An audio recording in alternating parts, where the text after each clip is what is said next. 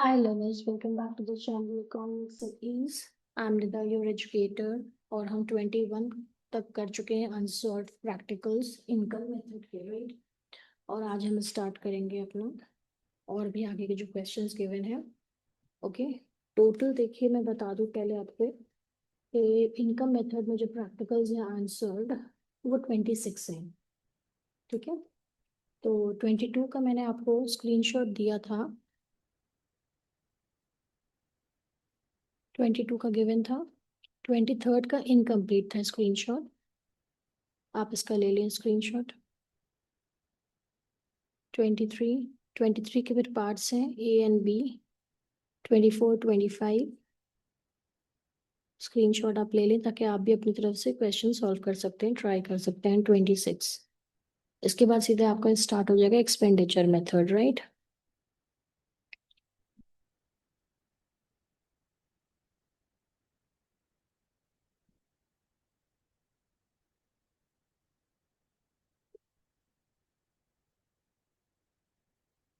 Okay, now let's see in question number 22.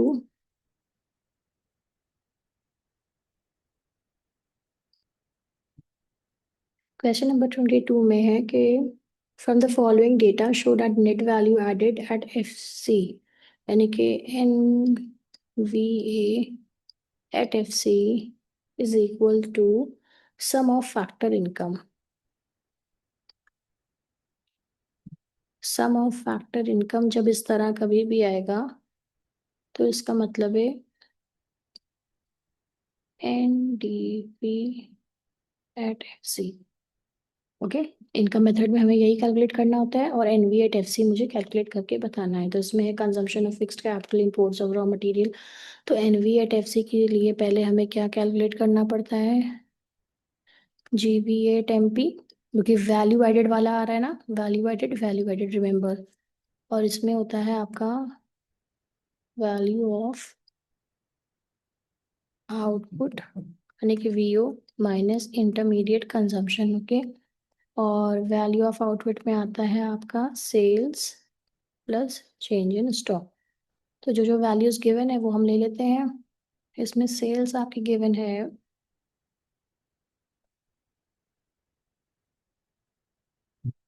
Domestic sales, तो ये है आपका given 2160 plus change in stock कितना है 240।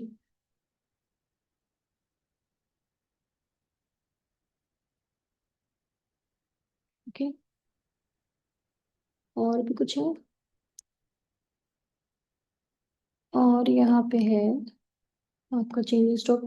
एक्सपोर्ट्स भी गिवन है तो हम सेल्स में एक्सपोर्ट भी करते हैं, डोमेस्टिक सेल्स जब भी होती है इसमें हम एक्सपोर्ट्स भी ऐड करते हैं। एक्सपोर्ट्स भी गिवन है ना, बल्कि मैं इसको ऐसे लिख देती हूँ,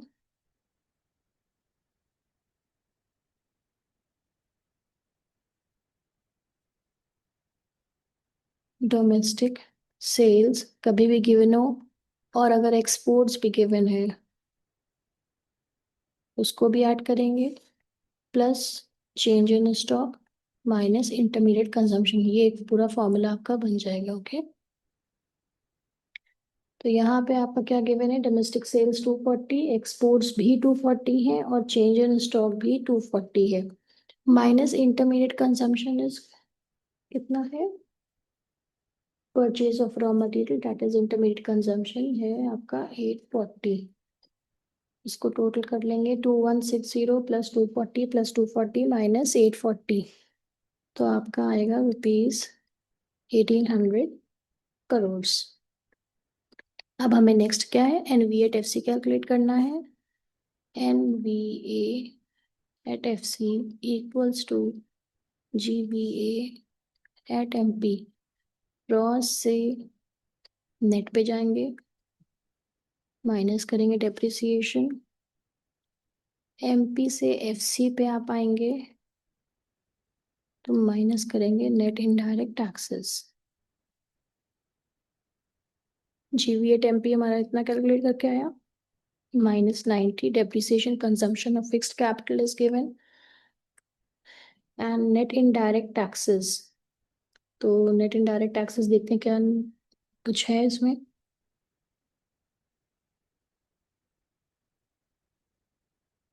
Net indirect taxes is,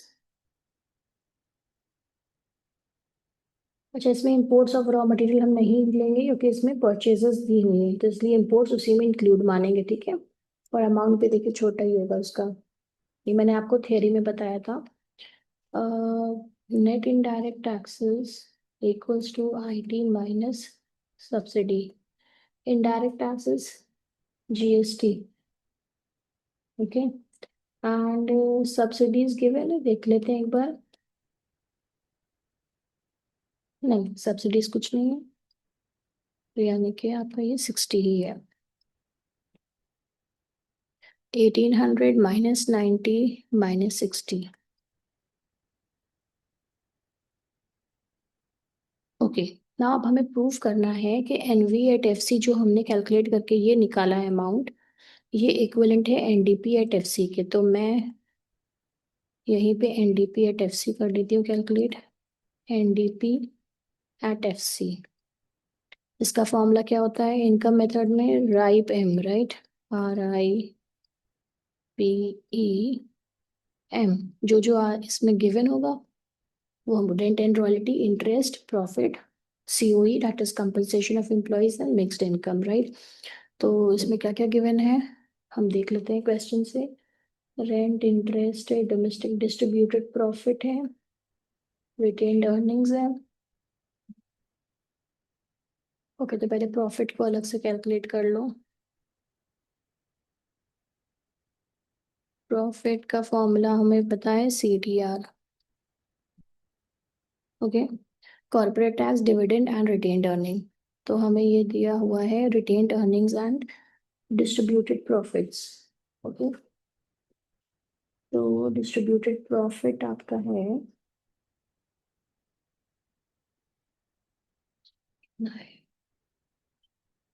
180 plus retained earnings है आपकी 120, ये होगा 300, ओके। और रेंट एंड रॉयल्टी गिवन है 90, रेंट एंड रॉयल्टी 90, इंटरेस्ट है गिवन 540, प्रॉफिट्स हमने कैलकुलेट करके लिखे 300, कॉम्पनसेशन ऑफ एम्प्लॉयज 720, ये 1 2 3 4, और मिक्स्ड इनकम कुछ भी नहीं है। सो 90 प्लस 540 प्लस 300 प्लस 720, ये आपका आंसर आ गया 1650 करोड़। अब आप ये प्रूव कर सकते हैं कि जो 1650 आपका आया था NV@FC is equal to NDP@FC, okay, hence it is proved. Please take the screenshot, ये वर्किंग है आपकी, और ये NIT की वर्किंग है।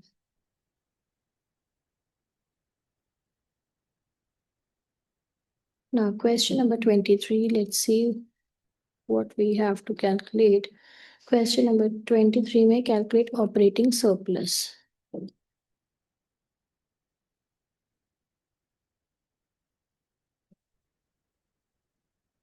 उसको शॉर्ट में मैं कहती हूँ OS, ओके। तो ऑपरेटिंग सरप्लस में मैंने आपको बताया है, आप देख लिए, अगर इसमें वैल्यू एडिट के मेथड होंगे तो हम वो दूसरा फॉर्मूला यूज करेंगे, और वरना आपको पता है ये इसका फॉर्मूला है सिंपल सा,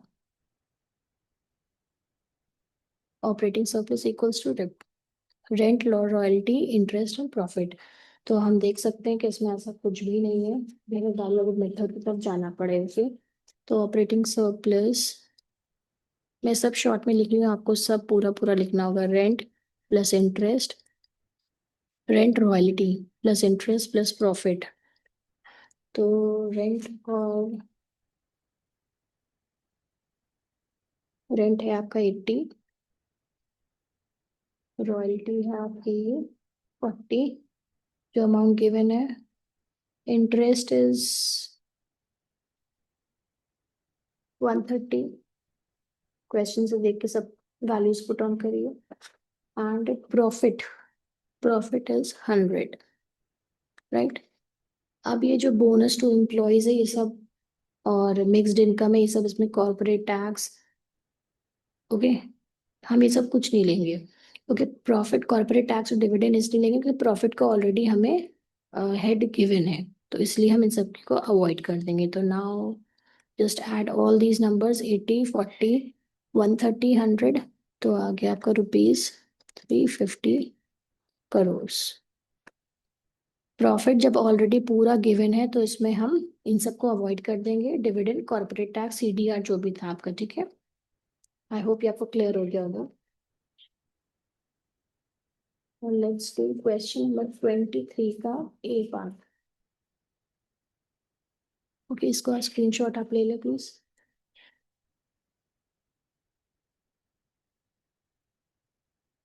अगर ऑपरेटिंग सरप्लस खाली गिवन होता तो हम ऑपरेटिंग सरप्लस लेते, फिर RIPC की जरूरत ही नहीं है, ये भी समझ लीजिए, ठीक है।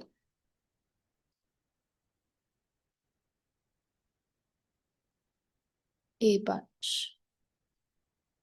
ओके, इसमें क्या करना है, calculate value of operating surplus. Operating surplus में देख लेते हैं क्या क्या है। रेंट है, इंटरेस्ट है, रॉयल्टी है, net domestic product, factor cost है, प्रॉफिट एंड डिविडेंड्स, राइट। तो हमें पता है ऑपरेटिंग सरप्लस क्या है, RIP। अब मान लीजिए रेंट लिखा है और रॉयल्टी नहीं गिवन है, तब भी हम जो आर में जो भी है कॉमन वो हम ले लेंगे। तो यहाँ पे गिवन है royalty is 5 and rent is 75, तो 5 + 75। Interest is also given 30। Okay, और प्रॉफिट का अमाउंट गिवन है ऑलरेडी 45, तो हम इग्नोर कर देंगे डिविडेंड्स को, ठीक है। और ये हमारा आ जाएगा कैलकुलेट करके ₹155 करोड़ आंसर, ठीक है। 23 का बी में क्या करना है, मतलब following data calculate the value of compensation, यानी कि COE हमें कैलकुलेट करना है। ओके, तो कॉम्पनसेशन ऑफ एम्प्लॉयज में क्या क्या चीज़ें आती हैं, हम पहले देख लेते हैं। इसमें ओल्ड एज पेंशन नहीं आएगी, ट्रांसफर इनकम है, wages and salaries in cash आता है, इन काइंड आता है, राइट। तो वेजेस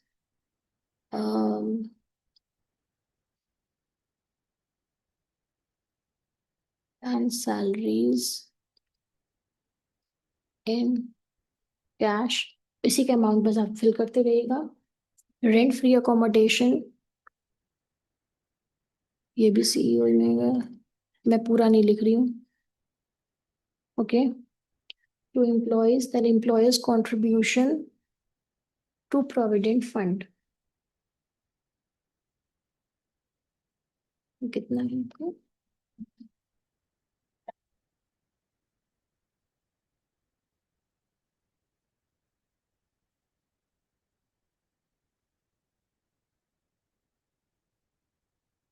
प्रोविडेंट फंड के लिए PF लिख देते हैं, ठीक है। And payment of life insurance premium by the employees, इनका खुद का पर्सनल का contribution to provident fund by employees, ये भी नहीं आएगा, ठीक है। तो अब हम टोटल अमाउंट देख लेते हैं कितना आ रहा है इसका। ये फॉर्मूला हमारा फ्रेम हो गया, COE। Wages and salaries in cash है 60,000, plus rent free accommodation is 30,000। ये सब अमाउंट आपके क्वेश्चन में गिवन है। Employees contribution to PF, that is 7,500। ये आपका हो गया compensation to employees, of employees, sorry. तो 60 + 30 + 7,500 will give you ₹97,500 आंसर, ठीक है। So with this we come to the end of this part here, that is आपके 23 तक हो गए सब क्वेश्चंस। 24, 25 और 26 मैंने आपको ऑलरेडी सेंड कर दिया है, जिन जो बच्चे चाहें वो उसको प्रैक्टिस के लिए कर सकते हैं, because answers are also given there, okay, below each and every question. और आई होप आपको इसमें काफ़ी अच्छा लग रहा होगा कि आपके सब प्रैक्टिकल्स हेडिंग के अकॉर्डिंग मैं आपको करा रही हूँ। जैसे कि इनका पहले वैल्यू एडेड मेथड के सब मैंने करा दिए, फिर इनकम मेथड के अब सब करा रही हूँ, and then we will come to the next last method, that is expenditure method. तो इससे कंफ्यूजन नहीं होगा आपको। आपको पता है फॉर्मूला सबके अलग अलग कैसे हैं, ठीक है। So please like and share my channel. Thank you.